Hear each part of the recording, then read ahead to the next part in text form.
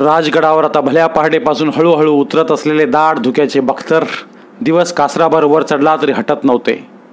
बाले किल्ल्यातील जान्हवीच्या आणि ब्रह्मदेवाच्या देवळातील घंटानाद त्या धुक्यात मुरून जात होते. धाराऊचे दूध आता शंभू बाळांना मानवले होते. त्यांनी बाळसे धरायला सुरुवात केली होती. राजांचा लोक आपल्या पदराखाली पितो आहे या जाणीवेने कधी कधी धाराऊचा पाण्याचा उरलोट एवढा उफाळून येत होता की बाळराजांचे पोट भरले तरी तो उरबंद होत नव्हता. मग धाराऊ सारे वरकड दूध एक थेंबही खाली न सांडता फडक्यात टिपून घेत होती. लगलगा सईबाईंच्या हमामखान्यात जाऊन ते फडके पाण्याने खळाळून धुवून टाकत होती. तिची ती सारी धडपड बघून एकदा सईबाईंनी तिला विचारलेही, धाराबाई, एवढ्या लगीबिगीनं हमामखान्यात का जाणं होतं तुमचं? सरकार, अंगच्या दुधाला मुंगी डसू नये. मुंगी डसली तर दूध कमी होतं ना व, असा जाब धाराऊने मुखभर हसत दिला. तो ऐकताना सईबाई मात्र खिन्नपणे स्वतःशीच हसल्या. कसली ही मुंगी न डसताही दूध कमी होतं धाराबाई, असे त्यांना बोलावेसे वाटले त्यावेळी, पण त्यांनी ते आपल्या ओठातच ठेवले. या कशाचीच कल्पना नसलेल्या शंभूराजांच्या अंगावर मात्र कुणबी घुंची, हातात त्याच घाटाच्या मनगट्या, बिंदल्या आणि पायात तांब्याचे वाळे धाराऊने चढवले होते. गळ्यात गंडादोरा आणि दंडात ताईत बांधून टाकला होता. तिच्या मावळी भाबड्या मनाला वाटत होतं की राजांच्या या अंकुराला कुण्या पाप्याच्या बंद नजरेची काळी मुंगी कधी बी डसू नये. राजगडावरची चावरी थंडी सोसवेना म्हणून जिजाबाईंनी सईबाईंना गडपायथ्याच्या शिवापट्टणच्या महालात आणून ठेवले आणि खाशा जिजाबाई स्वयंभू शिवलिंगाचे दर्शन घेण्यासाठी प्रतापगडाकडे कूच झाल्या होत्या. मकर संक्रांतीपर्यंत आदिलशाहीच्या अंगावर काटा फुलवणारे शिवाजीराजे आता शिवापट्टणात आले होते. शिवापट्टण हे राजांच्या हुजराती पागेचे ठाणे. मुलुकगिरीत दस्त झालेली घोडी महम्मद सैस ह्या नजर तयार अरबी घोडेपारख्याच्या ताब्यात इथे रुजू व्हायची. महम्मदचे धिप्पाड पोतदार त्यांच्या चौकावर आपल्या लोखंडी साच्यांचे डाग द्यायचे. या डागांनी उठवलेल्या निशाणीच्या खुणेमुळे हे घोडं शिवाजीराजांचं असं ओळखून यायचं. राजे शिवापट्टणात आले तेव्हा पागेत घोड्यांना डाग देणं चालू होतं. चौकावर डाग घेणारी घोडी विचित्र आवाजात विवळून खिंकाळत होती, कारण हे आवाज नेहमीच्या किंकाळण्याचे नव्हते. राजाने महम्मद सैसला सदरेला बोलावून घेतले. पागेच्या निगराणीचा कुल जाप्ता कसा आहे याचा करीना त्यांनी महम्मदाला विचारला. बोलो सैस, घोड़ों का हाल क्या है? जी हुजूर, करीबन सब कुछ ठीक है, लेकिन कुछ ऐबी घोड़े पागा में शरीक हुए हैं. मेरी अर्जी है वे बेचे जाए.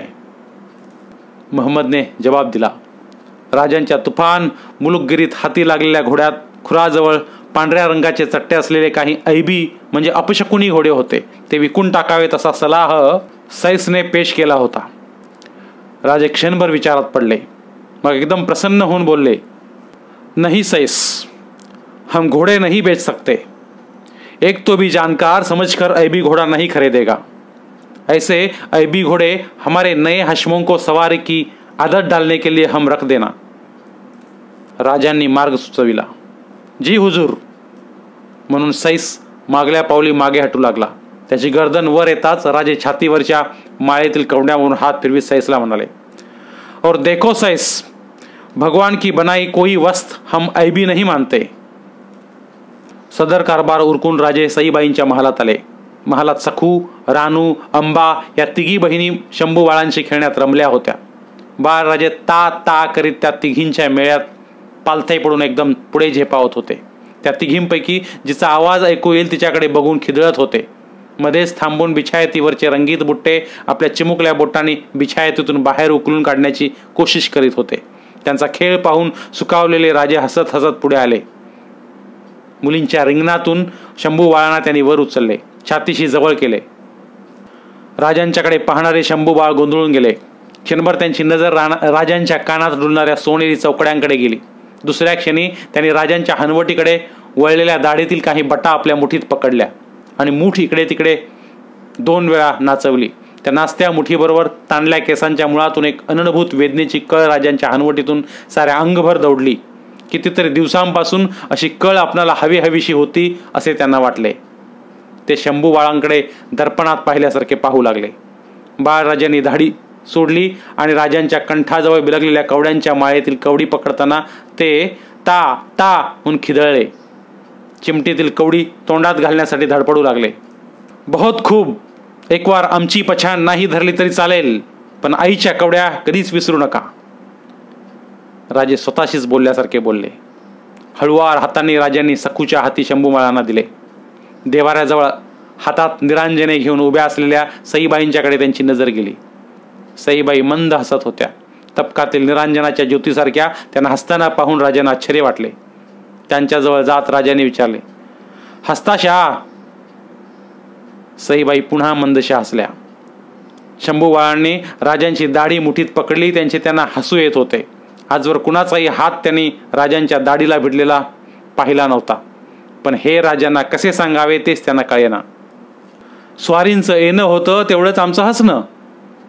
सईबाईने गनिमी कावा केला. राजांच्या कपाळी कुंकुम तिलक भरला. थरथरत्या हाताने त्यांच्या मुद्रेभोवती तपकातील ज्योती फिरवल्या. सईबाईंना पाहताना राजांना जाणवून गेले की शंभूबाळांनी चांगले अंग धरले आहे. तेवढेच सईबाईंनी आपले अंग टाकले आहे. बाळराजांचं उष्टावन होणं आहे. फलटणला दादासाहेबांना आवतन. सईबाईंचे बोल अर्धवटच राहिले. ते होईल. तुम्ही आता प्रतापगडाकडे जाण्याची तयारी ठेवा. तिथली हवा तुम्हास मानवेल. राजाने मनाच्या खोल कप्प्यातील सल बाहेर काढला. सईबाई एकदम गंभीर झाल्या. त्यांचे डोळे भरून आल्यागत झाले. हातातील निरांजनाच्या प्रकाशात ते राजांना दिसू नयेत म्हणून वळून त्यांनी वाकून देवाऱ्यासमोरच्या चंदनी पाटावर औक्षणाके तबट ठेवले. राजांनी त्यांची कातरता हेरली. न राहून ते भाव भरल्या आवाजात म्हणाले, सई, दिल टाकू नका. आणि आत्म्यावरही हात फिरवणाऱ्या त्या थपथपत्या शब्दांनी सईबाईंचा बांध फुटला. घशातून हमसून येणारे हुंदके रोधण्याचा पराकाष्ठेचा यत्न करून हे थांबत नव्हते. विचित्र कंठ दाटल्या शब्दात त्या बोलल्या, आमचा भरोसा नाही. बाळांच्या मासाहेब धाराऊ, त्यांना त्यांच्या दुधासाठी स्वारींनी काही तैनात लावून द्यावी. त्या बोलांनी राजे सुन्न झाले. त्यांना काही बोलवत नव्हते. जीवनातील काही सत्तेच अशी असतात की त्यावर माणसाच्या वाणीचे भाष्य अपुरे पडते. येतो आम्ही म्हणत राजे वळले. चारही मुले खेळात रमली होती. महालाबाहेर पडलेल्या राजांच्या मनात सईबाईंच्या बोलांनी दौड धरली होती. आता आमचा भरोसा नाही, भरोसा नाही. आणि कुठून तरी अगदी खोल दरीतून यावा तसा एक आवाज त्यांना ऐकू येऊ लागला. सैतान की बनाई सबसे ऐबी वस्त मौत है सैस. नेताजीराव, आबाजी महादेव, येसाजी कंक यांच्या संगती राजे राजगड चढू लागले. गडाच्या पाली दरवाजातून पालखी पार होताना नौबत दुडदुडली. तिच्या आवाजाने पद्मावती माचीवरच्या निशाण बारदारांना आपोआप इशारत मिळाली. त्यांनी लगबगीने निशाण चौथऱ्यावर भगव्या जरीपट्यांचा ध्वजदंड उभा केला. पालखीत बसूनच राजांनी पद्मावती माचीवर आपली नजर जोडली होती. क्षणात त्यांना आभाळाच्या निळ्याशार टाक्यावर डुलणारा जरीपटक्याचा लहान भगवा राजहंस दिसू लागला. गड माथ्यावरचा फडफडणारा जरीपटका बघताना नेहमीच आपल्या छातीवरचा जामा काखेजवळ दाटत जातो असे राजांना वाटत आले होते. आत्ताही त्यांना तसेच वाटले. छातीजवळ उजव्या हातांशी बोटे नेत त्यांनी गड माचीवर डुलणाऱ्या भगव्या राजहंसाला पालखीतून वंदन केले. गडावरच्या पद्मावती, संजीवनी आणि सुवेळा या तिन्ही माच्यावरून गेले 8 दिवस नवनव्या आसामी वाहत होत्या.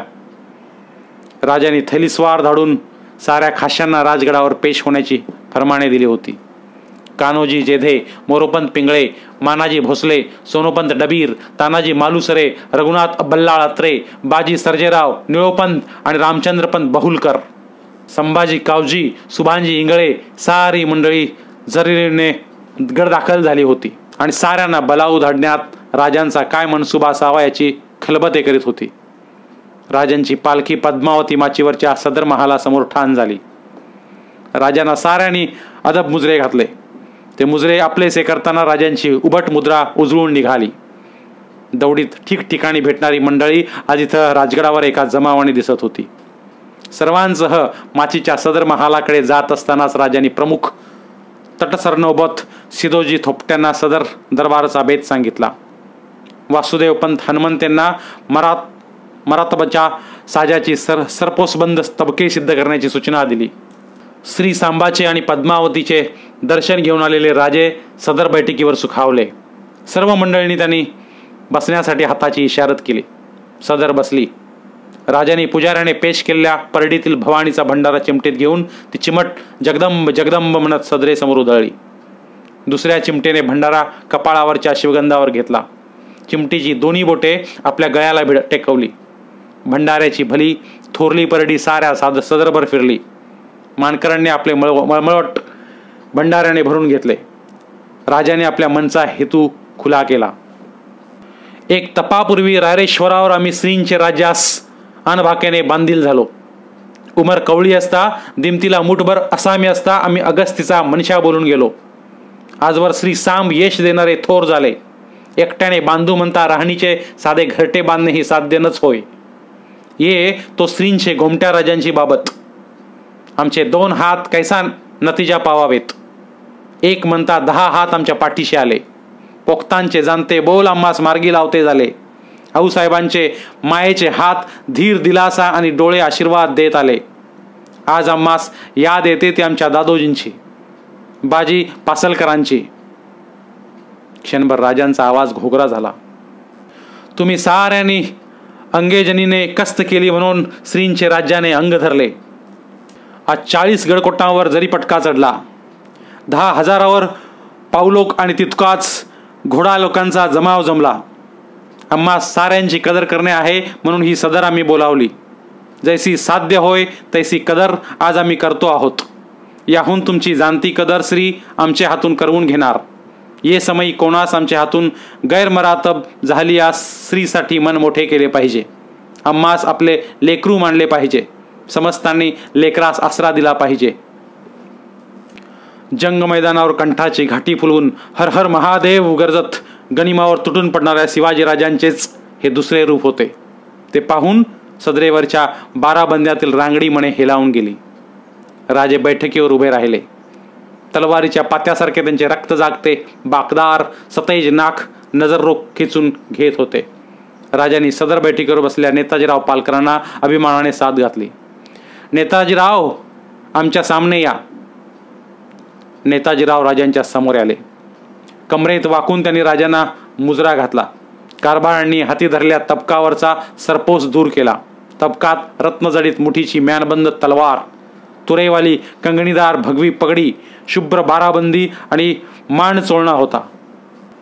राजाने तबकातील तलवार उचलली. तिच्या फासबंदाची गाठ नेताजीरावांच्या कमरेभोवती बांधी ते तळपत्या डोळ्यांनी म्हणाले, सुभेदार नेताजी आजपासून श्रींच्या राज्याचे सरनौबत झाले. गहिवरलेले नेताजीराव राजांचे पाय शिवण्यासाठी वाकू लागले. झटकन त्यांचे खांदे आपल्या हाताने थोपवीत राजाने त्यांना वर घेतले. क्षणभर नेताजीरावांवर आपली सूर्यपेठ नजर जोडून राजाने प्रेमभराने त्यांना मिठी भरली. निळो सोंदेवांना मुजुमदारीची, आबाजी महादेवांना सुरनिशाची वस्त्रे राजाने अशीच बहाल केली. येसाजी कंकांना पायदळाचे सरनौबत म्हणून रत्नजडित तलवार बांधली. कुणाला चांदीचे तोडे, कुणाला कडे, कुणाला कट्यार, कुणाला तलवार अशी साऱ्यांच्या इमानी चाकरीची कदर राजाने केली. स्वतःसाठी गुणवंत आणि भोवतीच्या मंडळीसाठी गुणपारखी असा तो राजा होता. तो साऱ्यांची कदर करीत होता. पण सदरेवरचा त्यांचा एक एक बोल ऐकूनच सारे धन्य झाले होते. त्याच्या एका बोलासाठी जान कुर्बान करण्याची सर्वांची कमरबंद तयारी होती. कदर दरबार सरला. राजगडाच्या कारभाराने बैठकीवर बसलेल्या राजांच्या हाती त्यांच्या मुद्रेचा नुकताच सुगड बनवलेला नवा साचा दिला. राजांनी ती निरखायला सुरुवात केली. त्या अष्टकोणी मुद्रेवर उलट्या साचेबंदात कोरी अक्षरे होती. प्रतिपचंद्रलेखेव वर्दी विष्णू विश्ववंदिता शाहुस्नो शिवेशय्या मुद्रा भद्राय राजते. ती चंद्ररेखेची मुद्रा पाहताना राजांना सईबाईंची याद आली. त्यांनी नवे मुजुमदार निळो सोनदेव यांना बैठकीजवळ बोलावून घेतले.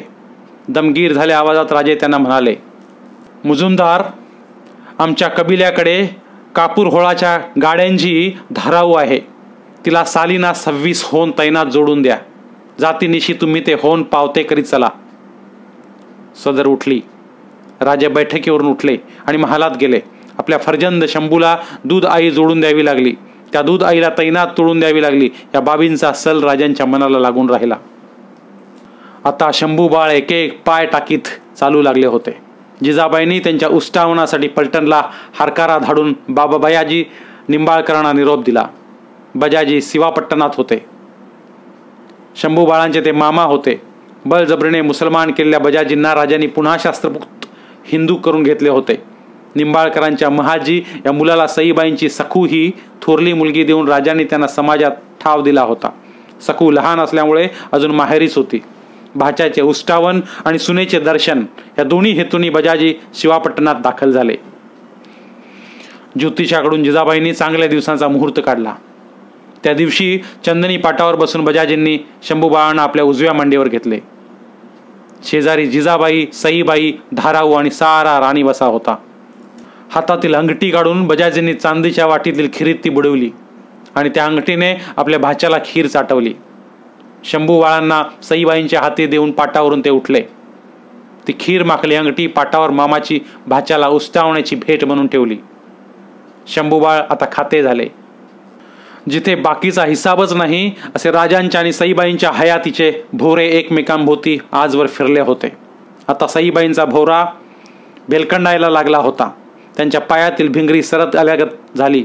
सईबाईंची तब्येत सुधारेना म्हणून राजाने जिजाऊंच्या मसलतीने त्यांना हवा फेरासाठी प्रतापगडावर हलवायचे ठरवले.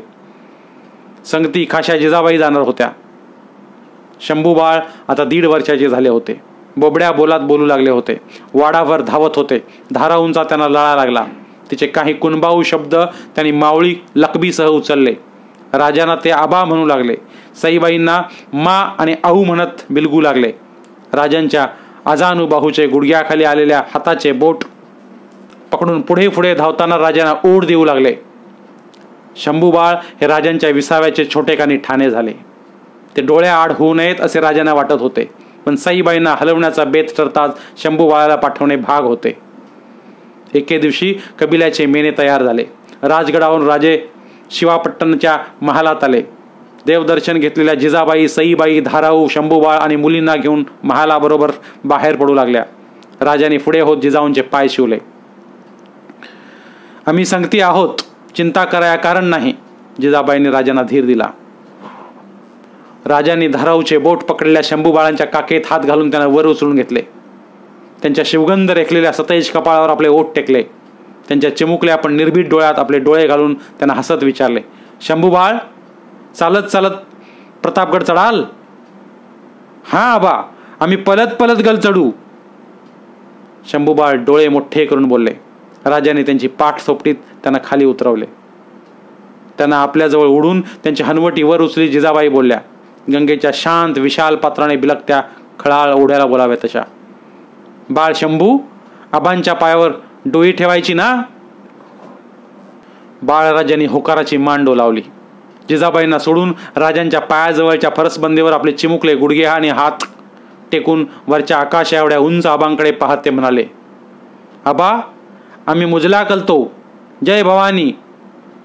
आणि शंभूबाळांनी आपल्या कपाळावरचे शिवगंध राजांच्या पायांच्या सडक बोटावर टेकविले. त्या स्पर्शाने राजांचे क्षणभर डोळे मिटले गेले. कबिला मेनात बसला. भोयाने भुईपट सावरीत मेने उचलले. राजे कबिल्याबरोबर 4 पावले चालत गेले. मग जखडबंद पावलांनी खेळलेले राजे एकटाक नजरेने दूर जाणारे मेन्यांकडे पाहत राहिले. शंभूबाळाचे बोबडे बोल आठवताना ते स्वतःला म्हणत होते, केवढा आजान आणि लाघवी पोर. तुम्हा साहेबांना बिलगून उभा राहिलेला पाहताना आमचे असणे आम्हीच हरवून गेलो आहोत असे आम्हास वाटते. जावळी खोऱ्यातील प्रतापगड नजर टप्प्यात आला. गडाच्या पायऱ्या चढताना हातातील थोपे टेकीत भोयांनी मेने सुखचाल केले. गडाच्या तटबांधकामात दर्शन दिलेल्या स्वयंभू शिवलिंगाचे स्थान आले. मोरोपिंतांनी त्या शिवलिंगावर आता डौलदार घुमटी उभारली होती. त्या घुमटीवर एक जाईचा वेल चौलक पसरला होता. जिजाबाई आणि सईबाई मेना उतार झाल्या. शंभूबाळांना घेऊन धाराऊ उतरली. सारी जण दर्शनासाठी घुमटीत गेले. सईबाईंनी त्या स्वयंभू समोर आपल्या शंभूला माथा टेकायला सांगितले. शिवलिंगाचे दर्शन घेताना सईबाईंचे डोळे क्षणभर मिटले गेले. शब्द नसलेल्या ज्या भाषेत हिंदू कुलस्त्री देवमूर्तीशी बोलते त्या भाषेत त्या बोलल्या, आमच्या स्वारींना उदंड यश द्या, आमच्या बाळांना जपा. भाव भरले डोळे उघडून समोरच्या शिवलिंगावरचे एक त्रिदळी बिल्वपत्र उचलून ते मळवट भरल्या कपाळाला लावताना कसा कुणास ठाऊक, पण एक मजेदार विचार त्यांच्या मनात आला. हे त्रिदळ म्हणजे शंकर, पार्वती आणि त्यांचा बाळ गणपती असे खुणेचे तर नसेल? गड माथ्यावर येता सईबाईंना फार बरे वाटले. हा गड त्यांना आवडला. चौतर्फा निळसर हिरवागार मुलूख आणि त्याला बिलगलेले पिवळे ऊन डोळासुख देणारे होते. सामोरे येण्यासाठी आलेल्या मोरोपंत पेशवे आणि अर्जोजी यादव यांनी जिजाबाई आणि सईबाईंना अदब मुजरे घातले. प्रतापगडावर येणाऱ्या सईबाई या भोसले कुलीच्या पहिल्याच लेकरूवाळ्या राजश्री होत्या. मोरोपंतांनी त्यांसाठी त्यांच्यावरून सुवासिनी करून मोहरोकांचा सत्का उतरून घेतला. सासवडच्या हरबट ज्योतिषांचा चालता बोलता प्रतापी रुद्र शंभूबाळ प्रतापगडावर दाखल झाला. हवेसाठी कधी कधी सईबाई आणि धाराऊ शंभूबाळांना घेऊन तटावरून फेरफटका करीत. गडाभोवतीची घनदाट गचपनाची हिरवी झाडी बघताना सईबाईंना जाणवून येई, केवढ्या औषधी वनस्पती ह्या झाडोऱ्यात लपल्या असतील. आम्हास मात्र एकही गुणकारी लाभत नाही. माणूस भरल्या समुद्रात असतं, पण तहानेच्या समयास एक थेंब सुद्धा हाताशी येत नाही, तशीच ही गत. आताच्या सईबाईंचे मन कुठल्याच एक बाबीवर स्थिरावत नव्हते. गडमाथ्यावरच्या आभाळात तरंगणाऱ्या पाकोळीनं कारण नसता दिशा बदलून फिरकी घ्यावी तशी त्यांच्या मनाची गत झाली होती. जवळजवळ येणारे काहीतरी ते सुसू पाहत होते. दूर दूर जाणारे काहीतरी घट्ट पकडून ठेवण्याचा यत्न करीत होते. धाराव आणि शंभूबाळ मात्र आता एकमेकात रमले होते. बाळराजांना घेऊन गडावरच्या देवळाच्या घुमटीतील घंटा वाजवून दाखवणे ही तर धाराऊंची रोजची एक कामगिरी झाली होती. कधी कधी बाळराजा हात उंचावून आपणच घंटा वाजवण्याचा हट्ट घेत. कितीतरी वेळ मग शंभूबाळ घंटानादातच रमून जात. हिवाळा हटला. रंगीत रानफुलांनी आपले तुरे वर काढले. वैद्याकडून तऱ्हेतऱ्हेच्या दवा मात्रा जिजाऊ सईबाईंना देत होत्या. उगाळलेल्या मात्रा कणाकणाने झिजत होत्या. सईबाई तशाच झिजत चालल्या. क्षणभर शंभूबाळांना उचलून घेतले तरी त्यांचे हात भरून येऊ लागले. उन्हाळ्याच्या कोरड्या हवेने सईबाईंना थोडे बरे वाटले, पण अंग काही धरले नाही. गडावरची होळी उदासपणे पेटून विझली. मोरोपंत, अर्जोजी, वैद्य, जिजाबाई साऱ्यांना सईबाईंचे डोळा देखत विझणारे अंग पाहून उरात चलू लागले. जिजाबाईंनी व्रत वैकल्य उपवास सुरू केले. अंगारे, धुपारे, लिंब, लोणं सारं सईबाईंच्या पुढे हरत होतं. उन्हाळा सरत आला. वळीवाचे ढग एक दोन वेळा आभाळाच्या पाठीवर आपले कडकडणारे ओरडे ओढून त्यांच्या डोळ्यातून पाणी काढून गेले. मृग जवळ आला. आभाळाचा ऊर दाटून आला. पावसाच्या सरींची पहिली टिपरी प्रतापगडावर तडतडली. गडकऱ्याने गारठा कळवळला. घोंगावत त्याने झाडांच्या पानभऱ्या फांद्यांना उलटे पालटे करून टाकले. त्या वाऱ्यांच्या थंडगार बोचऱ्या दवडी अंगावर उतरताच सईबाईंच्या दुबळ्या कायावर सरसरून काटा तरारला. त्याने अंथरून धरले. राजगडाकडे सगळ्यांना खबर पोच झाली. सईबाईंनी सगळ्यांशी बोलणे टाकले. गडाच्या तटबंदीवर पाऊसधारा कोसळत होत्या. सईबाईंच्या मनात विचार लोट धावत होते. पाणथळावरील आपल्या लांबट घरट्याशी बया पक्षिणीने एकटेच किलबिलत बसावेत असे त्यांचे मन स्वतःच शिरून फक्त राजांच्या आठवणीशी बातचीत करू लागले. केवढ्या उदंड आठवणी, मोहरून टाकणाऱ्या, शरमायला लावणाऱ्या, अभिमानाने ऊर भरून काढणाऱ्या, हुरहुर लावून हैराण करणाऱ्या, धावणीच्या घोड्याने पाठीवरच स्वार दूर न्यावा तशा दूर दूर नेणाऱ्या, तटबंदीवरून डोकावताना गरगरावे तशा भोवंडायला लावणाऱ्या, दह्याच्या कवड्यांसारख्या मधुर गोड, चिरागदानातल्या ज्योतीसारख्या सतेज सुंदर, धरणी महारातल्या तख्तपोशीसारख्या निसूर निबर, घरभरणीच्या लवंडल्या मापासारख्या ओसंडत्या उभार, हिंदकळणाऱ्या मोतीलगासारख्या अस्थिर चंचल, भवानीच्या भंडाऱ्यासारख्या उदात मंगल. आठवणीच आठवणी. संकटांना एकमेकांची सावली पकडत चालण्याची उपजतच खोड असावी. सईबाईंच्या दुखण्याने निकराचा जोर धरला आहे ही खबर राजांना कळली.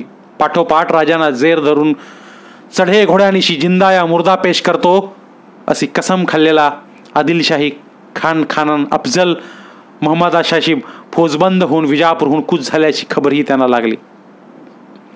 बड्या बेगमेने एका जुम्मा रोजाला बड्या मसलतीसाठी खास दरबार भरविला. दरबारात सिद्दी हिलाल, रुस्तुम जमा, अंकुश खान, मुसे खान, राजश्री नंबाजी भोसले, बाजी घोरपडे, झुंजाराव घाटगे, पैलवान खान, अब्दुल सय्यद सारे नेकदिल जंग बहादूर हात बांधून उभे होते. बेगमेची आग पाखड खाली गर्दना टाकून शर्मिंदे होऊन ते ऐकत होते. कोणीही तगडादिल रुस्तुम बेगमेला तसल्ली द्यायला पुढे सरसावत नव्हता.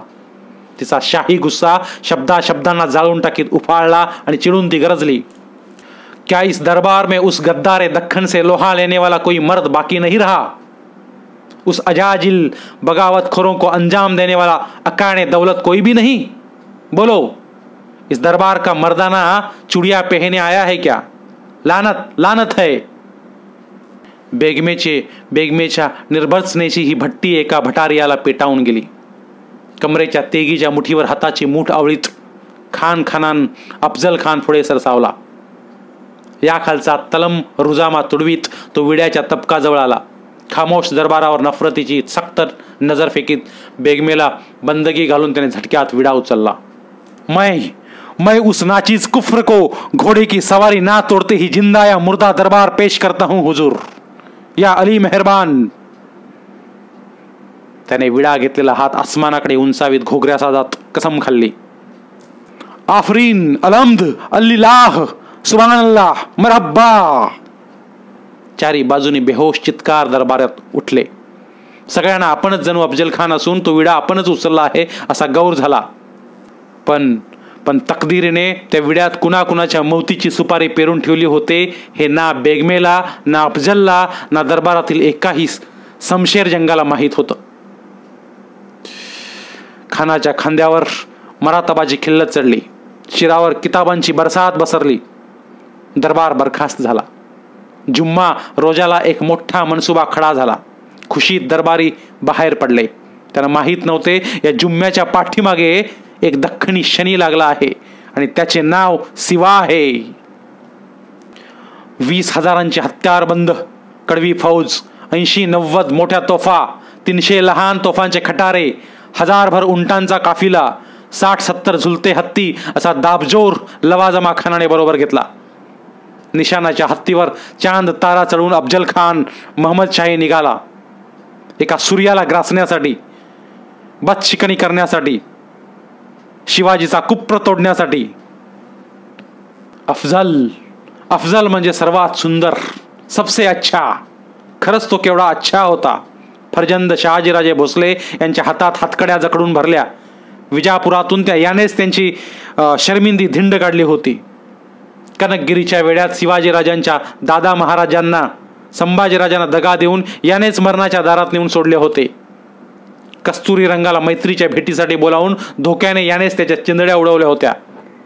कल्याणीच्या वेड्यात शहजादा औरंगजेबाला सही सलामत सोडल्याबद्दल सेनापती खान महम्मदाला मक्का दरवाजात कत्ल करण्याचा डाव यानेच रचला होता. असा हा सबसे अच्छा खान आता सबसे अच्छा काम करायला निघाला. सह्याद्रीच्या गुहेत हात घालून एका सिंहाची आयाळ धरून बाहेर खेचण्याची कसम खाऊन. खान कसाही चालून आला तरी त्याचा तळ वाईला ठाण होणार हे राजाने हेरले.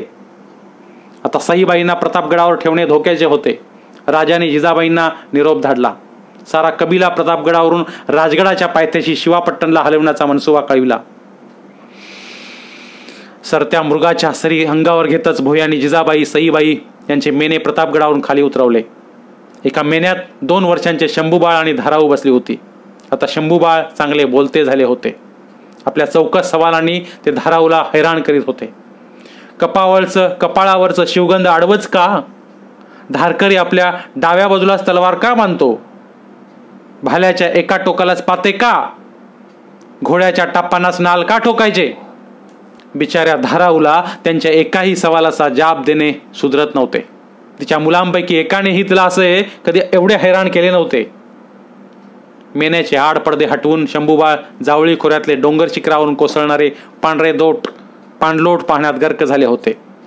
त्या कोसळत्या पाणलोटांची त्यांना गंमत वाटत होती. त्या पाणलोटांना कोणी रोखू धजत नव्हते. त्यांचे अंतरंग सफेद होते.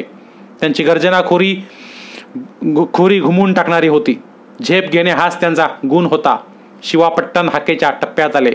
विशी बाहेर महादेवाच्या देवळात मेने ठाण झाले. राजांना शिवापट्टणच्या महालात वर्दीपोसी झाली. पावसाचे तुरळक सर निचरता शिवाजीराजे घोड्यावर मांड ठेवून फिरंगोजी नरसाळा, नेताजी पालकर, संभाजी कावजी यांच्यासह जिजाबाईंना सामोरे जाण्यासाठी शिवालयात आले. जिजाबाईंचे पाय शिवून राजांनी देवदर्शन घेतले. जिजाऊ नेहमीसारख्या हसत राजांशी बोलल्या नाहीत. त्यांनी फक्त सईबाईंच्या मेन्याकडे हाताच्या बोटाने इशारत केली. जळावल्या पायाने मेन्याजवळ आत जात राजांनी पडदा दूर केला. आतल्या मऊ बिछायतीवर त्यांच्या कैक आठवणींचा फक्त एक तगत्या जीवाचा सावळा सांगाडा होता. मिटल्या डोळ्यांच्या झिजल्या सईबाईंना पाहताना राजांचे निमुळते सूर्यपेट डोळे थिजून पाणगार झाले. लाल महालात घरभरणीचे माप लवंडून आलेल्या पोरवयाच्या अजान सईबाईंची मूर्ती त्यांच्या डोळ्यासमोर खडी झाली. केवढी साल गुजरली, किती वळणं मागं पडली. सई देवघरातील समईसारखी सतत तेवत राहिली. आमची सावली पाहताना आपली याद सतत आम्हाला देत राहिली. मासाहेब कधी आम्हाला उपरोधानं बोलल्या तर ते ह्या आपल्या लेखीचं कड घेऊन प्रेमळ पत्नी, संयमी सून, राजस राणी, ममताळू माता, सुशिक स्त्री केवढ्या नात्यात सई वावरली. उरातून आलेला धागा धरून कोळीन चालते तशी आमच्याशी जखडल्या नात्याचा धागा धरून चालत आली. आमच्या डोळ्यांनी पाहिलेली सई हे सर्वात सुंदर स्वप्न. सुंदर स्वप्न कधी झिजत नसतं. मग असं का झालं, का झालं? असंख्य विचारांनी राजांचे मन भरून आले. तरळत्या डोळ्यासमोरचा मेना अंधुक व्हायला लागला. क्षणात ते मेन्यापासून मागे हटले. त्यांनी भोयांना इशारत केली. भोयांनी सईबाईचा मेना उचलला आणि ते दुडक्या चालीने शिवापट्टणाच्या महालाकडे चालू लागले. धाराऊ शंभूबाळांसह जिजाबाईंच्या शेजारी उभी होती. त्यांच्याजवळ जात राजांनी शंभूबाळांना उचलून घेतले. शेजारीच उभ्या असलेल्या रानू आणि अंबा या लहान मुली आबा म्हणत राजांना बिलगल्या. आता सारा भार श्री सांबावर राजे. सगळे उपाय हरले. जिजाबाई न राहून राजांना बोलल्या, भार तर सारा श्री सांबावरच आहे आऊसाहेब, पण उपाय हरून चालणार नाही. आदिलशाहीचा अफजल 20,000ची फौज घेऊन आम्हाला जिंदा या मुर्दा दरबार पेश करण्याची शपथ खाऊन इकडे कूच झाला आहे. राजांचा आवाज घोगरला. अफजल, 20,000ची फौज म्हणत जिजाबाई क्षणभर गप्पच झाल्या. पाऊस येतो तेव्हा केवढे पाणी पडते प्रतापगडावर आबा? शंभूबाळाने हात पसरून मध्येच खबर दिली. होय बाळराजे, पण ते सारे पाणी दर्या आपल्यात सामील करून घेतो. राजाने हसत हसत उत्तर दिले. कुठे असतो तो दर्या? तो फार दूरच्या टप्प्यावर असतो. तुम्ही प्रतापगडावरून इथे आलात त्याहून खूप दूर. राजांच्या मनात आता फक्त प्रतापगड घोळू लागला. तुळजापूरला राजांच्या कुलस्वामिनी जगदंबेच्या मंदिर आवाजात अभद्र घडून पंढरीच्या मराठी मुलखाच्या लोकदैवताला इजा देऊन अफजल खान शिरवळला डेरे दाखल झाला. वाटेत मलवडीला बजाजी निंबाळकरांना त्याने दस्त केले आणि तू शिवाजीचा फितवेखोर आहेस, नमखराम आहेस असा त्यांच्यावर आरोप करून तोफेच्या भांड्याला जकडबंद करून त्यांची आपल्या तळात धिंड काढली. राजाने खानाच्या गोटातील नाईकजी पांढरे यांची मध्यस्थी घालून 60,000 होणावर बजाजींची मुक्तता केली. खानाच्या हातचा आपल्या नातेसंबंधांचा कोलदांडा राजाने मोकळा करून घेतला. शिवाजी संतापून 12 मावळाच्या बसकणीतून सीधा चालून यावा यासाठी खानाने हे सारे डाव येता येता टाकून पाहिले, पण ते नतीजा पावले नाहीत. राजांना एकाकी पाडण्यासाठी त्यांच्या गोटातील आसामी फोडण्याचा धूर्त खोडा खानाने शेवटी आखला. कुणाला जरब देऊन, कुणाला लालूच देऊन, कुणाला गोड बोलून त्याने आपल्या फौज पंखाखाली घेण्यास सुरुवात केली.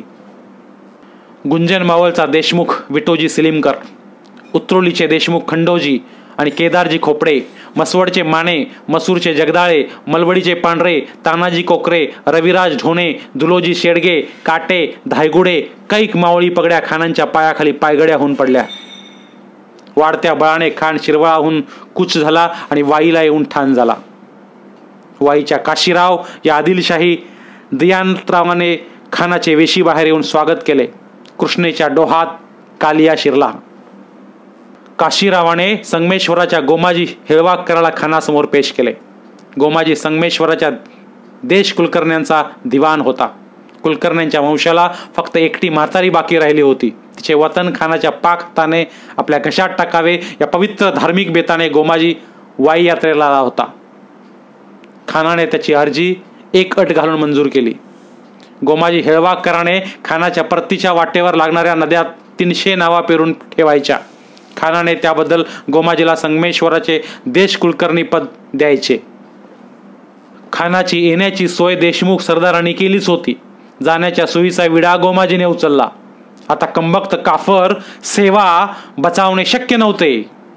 पण गोमाजीला आणि खुद्द खानालाही पत्ता नव्हता की खानाच्या परतीची वाट वेगळीच होती. आता राजांच्या बाजूचे दोनच कदम पुराणे आणि बळजोर सरदार उभे होते.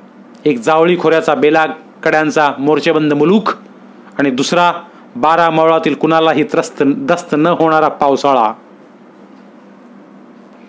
खानाचा पाणलोट थोपवण्यासाठी पडत्या पावसात राजांना राजगड सोडणेच भाग होते. किल्लेश्वरीचे आणि भवानीचे दर्शन घेऊन राजे राजगडाची पद्मावती माची उतरू लागले. गडाच्या बंदस्तीसाठी फिरंगोजी नरसाळा, गोमाजी पानसंबळ, सिदोजी थोपटे ही मंडळी मागे राहणार होती.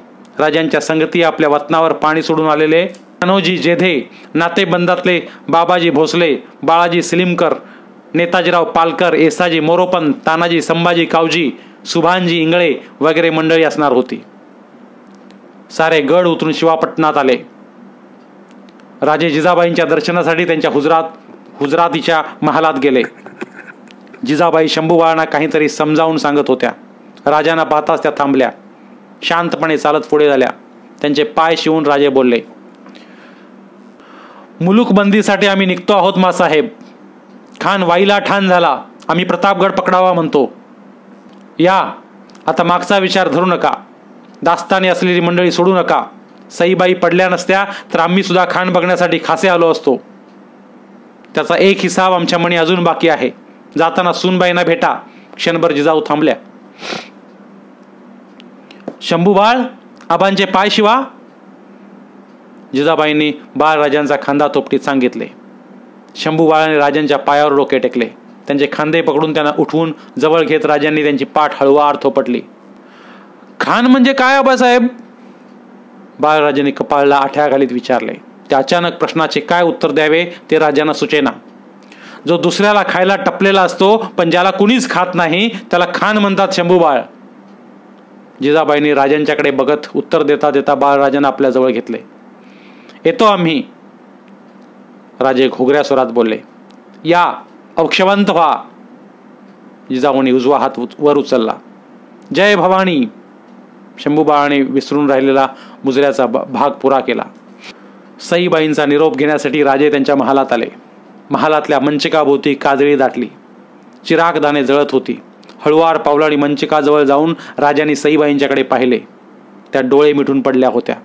त्यांची सावळी चर्या चिरागदानांच्या मंद प्रकाशात फिकट उदास दिसत होती. ऐकता, आम्ही निघालो. सईबाईंनी डोळे उघडावेत म्हणून राजे बोलले. त्यांच्या बोलांनी गाढ ग्लानीतून जागा व्हाव्या तशा सईबाई जाग्या झाल्या. त्यांनी हसण्याची कोशिश केली. बाळ भेटले? क्षीण आवाजात त्यांनी राजांना विचारले. हो भेटले. आऊसाहेबांच्या महाले आहेत म्हणत राजे मंचकावर टेकले. त्यांनी सईबाईंचा काष्टवत हात हळुवार आपल्या हातात घेतला. सईबाईंच्या हातातील सोन्याची कंकणे किणकिणत कोपराकडे घंगळली. त्यांचा हलका हात हातात घेताना राजांचे मन जडशीळ झाले. दोघांचेही बोल जबानीत जिरून गेले. काय बोलायचे, कसे बोलायचे? भाषा सरली होती. नुसते कड मात्र उरले होते. भोवती पेस दाटले होते. सई. राजाने घोगऱ्या स्वरात साथ घालताना त्यांचा हात थोपटला. कोंडी फुटली. शब्दलाटा वाहू लागल्या. असा दिल नाही टाकायचा. आमचा मार्ग आता ठरला. पायाशी कधी काही मागणं केलं नाही. हे पाय समोर असताना दुसरं काही मागायचं नाही सुधारलं. आता हे पाय नजरेसमोर राहतील असं दिसत नाही म्हणून एक मागणं घालावं असं वाटतं. बोलता बोलता सईबाईंना खोकल्याची उबळ आली. ते ओसरू देऊन राजे म्हणाले, कचदिल होऊ नका. म्हणे असेल ते साफ साफ बोला. तुम्ही बऱ्या होणार. बाळ राजांना आम्ही जन्म दिला पण ओठभर दूध देण्यास आमचं आऊपण थिटं पडलं. आमची जागा घेण्यास कुणबी नसून धाराव आली म्हणून बोलावं असं वाटतं. सईबाई थांबल्या. क्षणभर त्यांनी पापण्या मिटल्या. त्यामागची काळी वर्तुळे राजांच्या उरात सल्ली.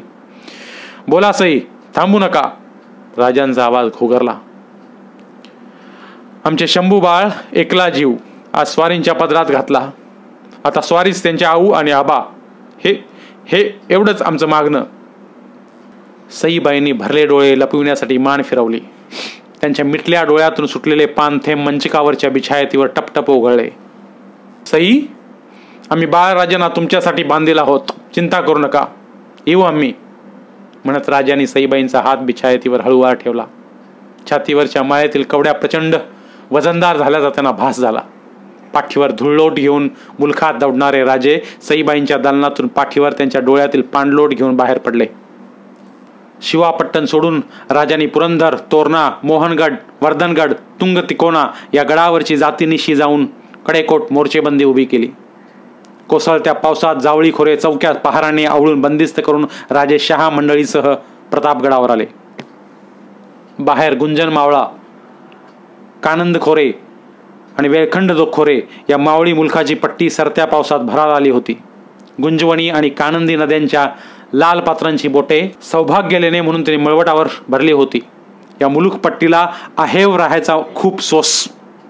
मळवट भरला असला की ती कैक मरणानं हसत हसत पदराच्या गाठीला बांधायला तयार. असेच एक मरण सईबाई राजगडावरच्या दरुणी महालात आपल्या पदराशी बांधण्यात गुंतल्या होत्या.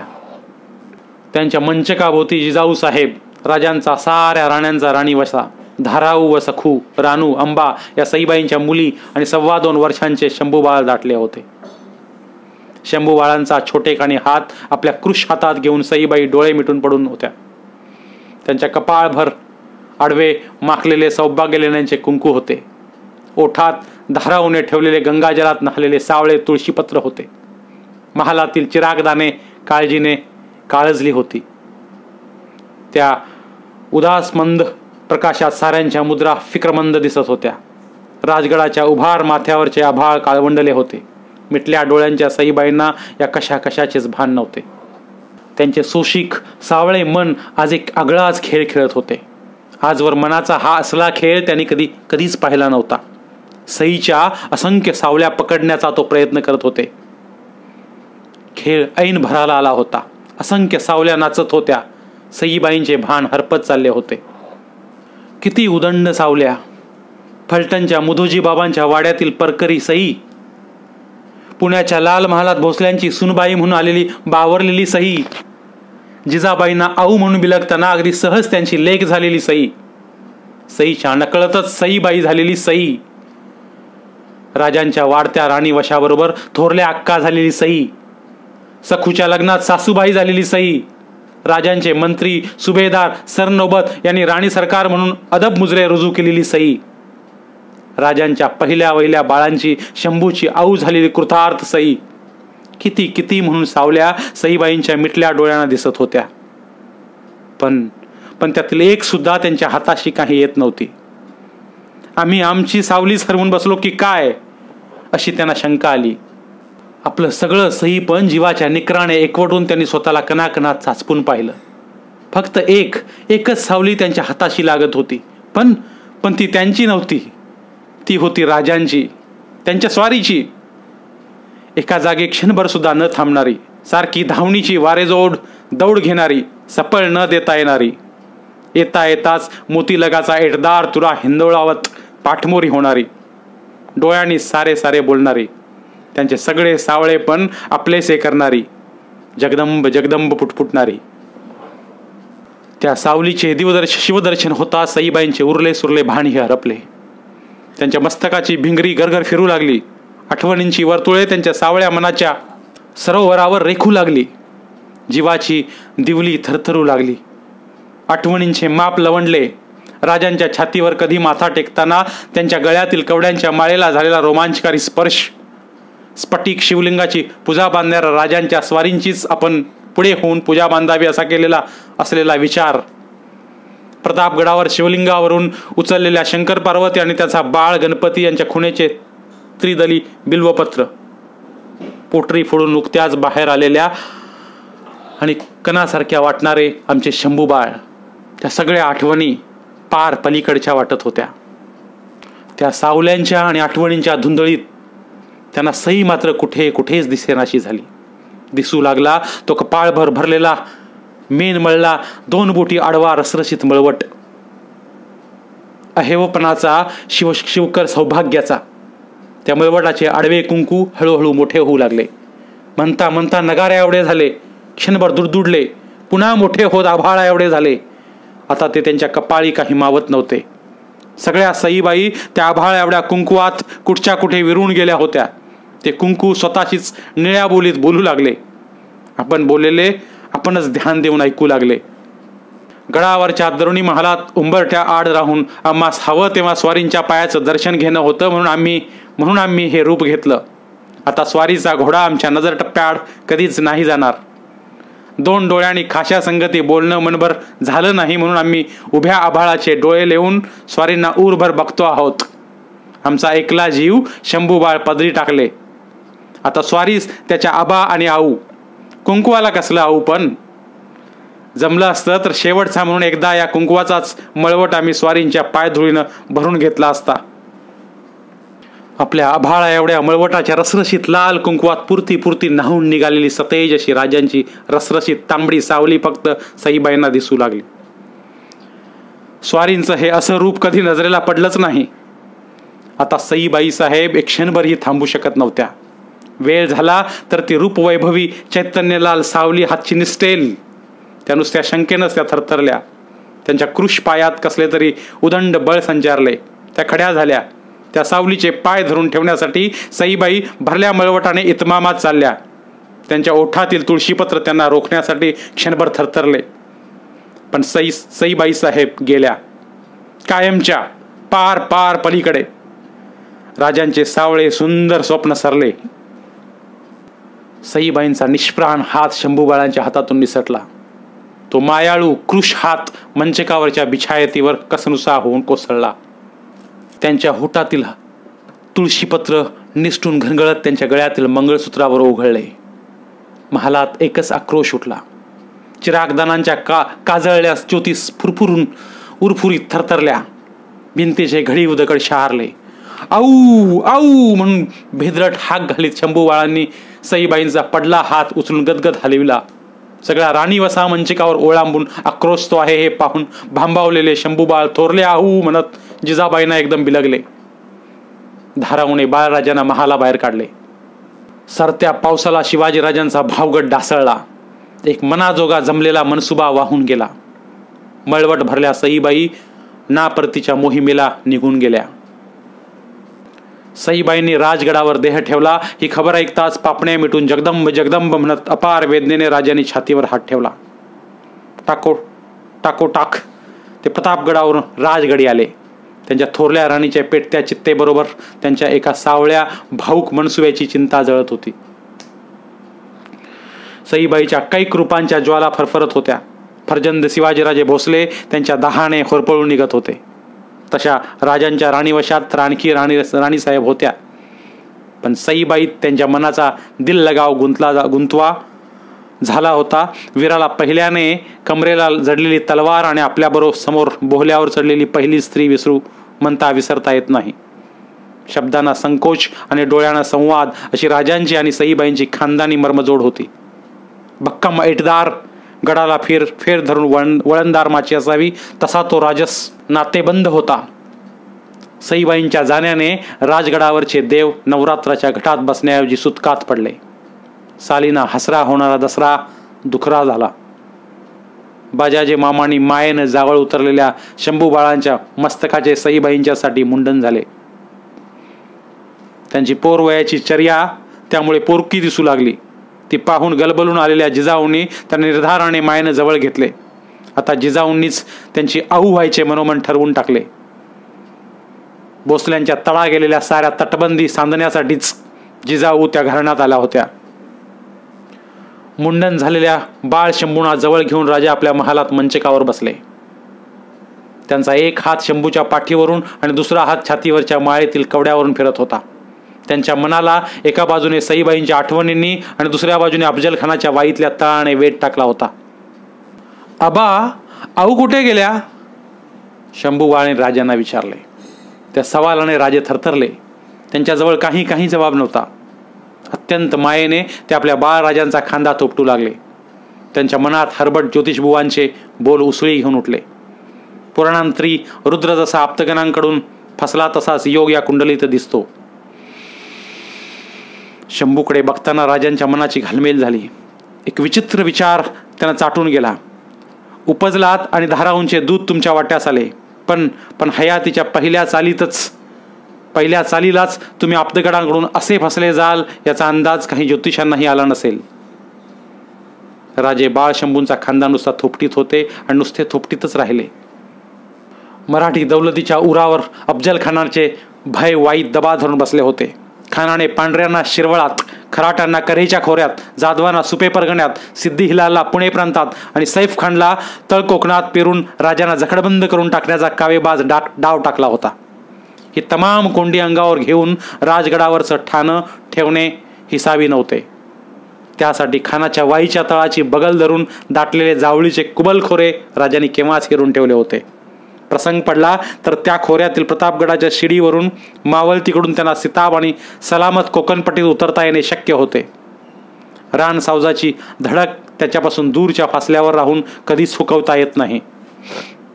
त्यासाठी त्याच्या अंगलीटला घासूनच फूल भरावी लागते. राजाने वाईजवळ प्रतापगडाकडेच कूच व्हायचा मनसुबा घेतला. या बेतात आता पालट झाला असता तर तो केवळ मासाहेबांच्यामुळेच. नुकत्याच सुनबाई गेल्या असताना कुसव्यांची एकुलती एक यादगीर असलेल्या राजांना निरोपाच्या दही कवड्या जिजाबाई देतील काय? काय कल्लोळ माजले असेल त्या माऊलीच्या काळजात. थांबविण्यासाठी त्यांनी मायेचा पायगोवा घातला तर ते सारेच टाळण्यासाठी राजगड सोडताना आऊसाहेब भेटीसाठी न येत तसे करावे असा सल्ला खुद्द राजांनीच जिजाऊंच्या खाजगीच्या कारभाऱ्यांना दिला. तो देताना त्यांचा हात गळ्यातील माळ्याच्या कवड्यावरून थरथरत फिरला. मनात विचारांच्या कवड्याने कितीतरी डाव टाकले. आणि जर खानाच्या मोहिमेतून परतीची वाट आम्हास नाहीच दिसली तर सईच्या जात्या पायांचे ठसे आम्हास पुढच्या दौडीचा माग देतील आणि मासाहेब आमच्या नावानं जगदंबेच्या भंडाऱ्याची चिमट शंभूबाळाच्या कपाळी भरून काशा श्रींच्या राजांची बेलरोटी उचलतील. भवानीनं तेवढं बळ त्यांच्या चिमटीत भरला आहे. पण आमचे शंभूबाळ तो भंडारा पेलतील? माते वेगळा पोरका दिसणारा अश्राप जीव तो. छे, भोसला आणि पोरका होणं नाही.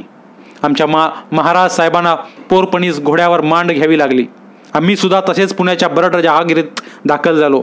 प्रसंग पडला तर त्याच वाटेवर शंभूबाळांना ही धावणी धरावी लागेल. एकदा उपसताना जगदंब म्हणून श्वास घेतला की भोसल्यांना तो हयातभर इमानाची संगत करतो. मग पोरके पण त्यांच्या वाटेला कधीच जात नाही. राजांनी मन बांधले. ज्या पंखाखाली मायेच्या उभाऱ्यात त्यांचा जीव पोचला तेच पंख कठोर मनाने दूर करणे भाग होते. त्याशिवाय निळ्या आभाळात भरारती झेप घेताच येत नाही.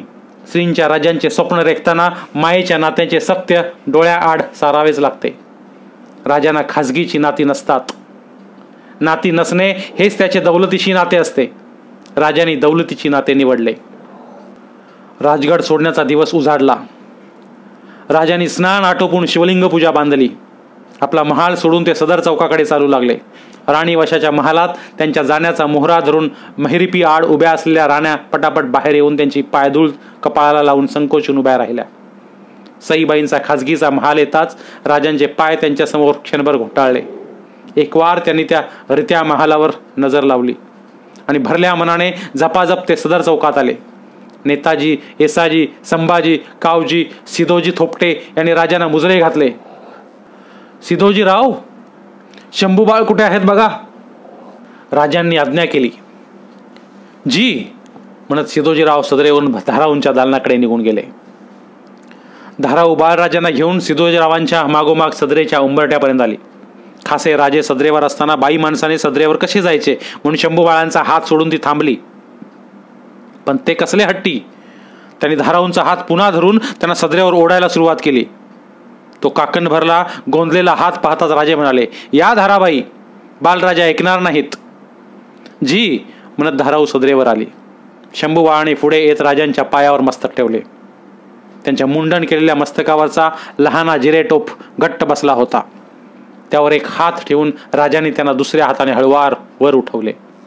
त्यांची हनवटी तर्जनीने वर उचलून वाकून राजांनी त्यांच्या कपाळावरच्या शिवगंधावर आपले ओठ क्षणभर टेकवले. त्यांचे छोटे खांदे थोपटीत घोगऱ्या आवाजात राजे बोलले, बाळ शंभू, मासाहेबांना मुजरा करून आलात? जी आबा, तुम्ही गड उतरलात की आम्ही आभाळात जाणार. शंभूबाळाने हात उंच करून आभाळ दाखवले. ते कशाला? आमच्या आऊसाहेबांना मुजरा करायला. थोरल्या मासाहेब म्हणतात त्या वर गेल्यात. शंभूबाळांच्या बोलाने सारी सदर चरकली. राजांचे डोळे सदरेच्या बगलेल्या असलेल्या जिजाऊंच्या महालावर पडले. उरात कल्लोळ माजला. धाराऊ, शंभूबाळांना घ्या. निर्धाराने राजाने बाळराजांना तोडून धाराऊंच्या हाती दिले. चला मंडळी म्हणत राजे सदर चौकाबाहेर पडू लागले. निम्मी शिम्मी फरसबंदी ते चालून गेले असतील नसतील, तोच रणशिंगांच्या ललकारीसारखी मायेच्या जरबेनं थपथपलेली साज सदरेच्या बाजूने त्यांच्या कानावर पडली. शिवबा, आमची गाठ भेटी न घेता चाललात, आम्हास पाठमोरे झालात. पाठीवर थाप भरणाऱ्या चंदी खरारा करणाऱ्या घोडे पारख्याने मागून इशारतीची साथ घालता जातीवंत अरबी घोडा भरल्या कानाने मोहरा फिरवतो तसे राजे गर्रकन वळले. तरातरा चालत त्यांनी सदर पायऱ्या मागे टाकल्या. त्यांच्या केशरी टोपात जडलेली मोतीलग लडालड हिंदकळत होती. छातीवरच्या कवड्यांच्या माळेला हबके बसत होते. जिजाऊंच्या डोळ्यांना डोळा भिडवण्याचा त्यांना धीर होत नव्हता. तडक जाऊन त्यांनी आपल्या मासाहेबांच्या सात्विक गोऱ्या पायावर आपले मस्तक विसावले. त्यांचे खांदे मायेनं पकडून त्यांना उठवीत जिजाऊ म्हणाल्या, उठा. कोण म्हणतं आम्ही तुम्हास रोखून धरणार? भोसल्यांचा कबिला कधीच कचदिल नव्हता, असणार नाही. सुखे जा. आमच्या शंभूबाळांचे, तुमच्या दादा महाराजांचे पुरते उसने घ्या. खानाचा खात्मा करा आणि ध्यानात ठेवा, आम्ही तुमच्या परतीच्या वाटेवर नजर जोडून आहोत. घ्या. म्हणत जिजाबाईंनी धाराऊकडे पाहिले. तिने दह्याची वाटी जिजाबाईंच्या हाती दिली. जिजाबाईंनी दह्याच्या घट्ट कवड्या राजांच्या गुलाबी तळहातावर ठेवल्या. त्या ओठाहाड करून राजांनी क्षणभर जिजाबाईंच्या डोळ्यात पाहिले. त्यांना वाटले भवानीची मूर्तीच मासाहेबांचं रूप घेऊन समोर खडी आहे. या औक्षवंत व्हा, आई अंबा तुम्हास यश देणार थोर आहे. जिजाऊंनी राजांना आपले मिठीत घेतले. कसल्या तरी अज्ञात विजेने आपल्या उराचा भाता ठासून भरला जातो असे राजांना वाटले. येतो आम्ही म्हणत राजे मिठीतून मोकळे झाले. मासाहेब, शंभूबाळांना जपा. गोमाजी बाबा, फिरंगोजी बाबा, सिदोजीराव तुमच्या दिमतीला मागे ठेवतो आहोत. जय भवानी. शांत चालीने राजे आपल्या खाशा मंडळींसह सदर चौकाबाहेर पडले. राजगडाच्या बाले किल्ल्यावरून निघून पद्मावती माचीवर बाहेर पडणाऱ्या भुयाराच्या तोंडावर आले. 4 तगड्या मावळ्यांनी पुढे सरसावत त्या भुयारावरची भक्कम धोंड दूर हटवली. पेटत्या मशाली घेतलेले 2 मशालजी भुयारात उतरले. त्यांच्या पाठोपाठ छातीवर उजवा हात भिडवीत राजे उतरले. मशालींच्या प्रकाशात ते पद्मावती माचीकडे चालू लागले. त्यांच्या मनात कैक विचार दौडत घेत होते. आमच्या भोवती असंच भुयार आहे. खानाच्या बळजोर फौजेंचं असाच अंधार दबा धरून आहे. दगाबाज फितवेखोरांचा एकच आधार आहे, मशालीचा, आई भवानीच्या आशीर्वादाचा. भुयार पार झाले. राजे पद्मावती माचीवर आले. त्यांनी मागे राहणाऱ्या मंडळींना बारीक सारीक सूचना केल्या. माचीवरच्या पद्मावती देवीचे दर्शन घेतले. निवडक आसामींसह ते माची सोडून पाली दरवाजाने गड पायथ्याशी आले. एकदा त्यांनी राजगडावर नजर जोडली. घोड्याच्या जिनावर मांड घेऊन टाच मारली. राजांची घोडे तुकडी प्रतापगडाचा रोख ठेवून दौडू लागली. बाले किल्ल्याच्या तटबंदीपाशी जिजाबाई शंभूबाळांना घेऊन उभ्या होत्या. त्यांना धूळ पिकी दूर जाणाऱ्या जनावरांचे फक्त ठिपके दिसत होते.